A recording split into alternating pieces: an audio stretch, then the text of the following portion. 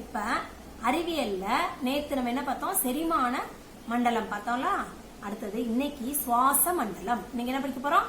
சுவாச மண்டலம். இங்க பாருங்க, சுவாச மண்டலம். சுவாச மண்டலம்ன்றது என்னது? நுரையீரல். நம்ம சுவாசிக்கிற காத்து எங்க போகுது? இதே நம்ம உடல்ல உள்ள நுரையீரலுக்கு போகுது. நுரையீரல் எப்படி இருக்குன்னு பாருங்க. இந்த இருக்கா, இதான் நுரையீரல்.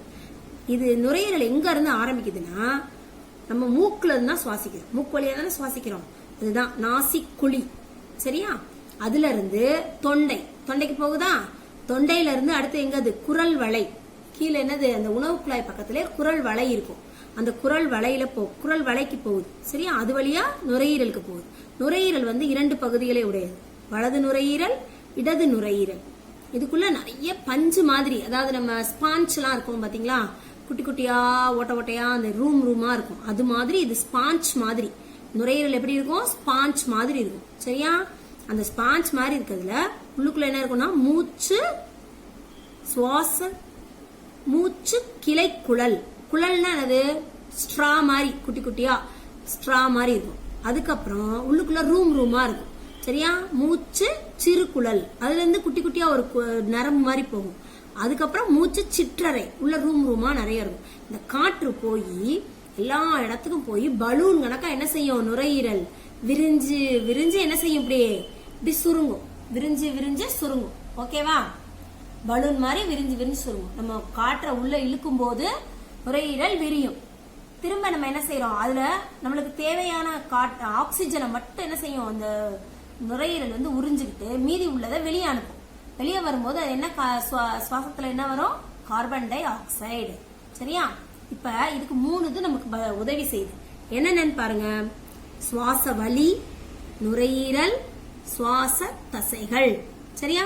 சுவாச வலின்றது மூக்கு நாசி துவாரத்துல இருந்து ஆரம்பிச்சு தொண்டை, மூச்சுக்குழல் இது வழியா வருது.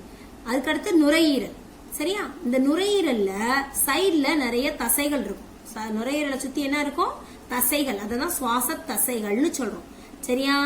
இப்ப இந்த காற்று என்ன செய்யுது? உள்ள போகுதா?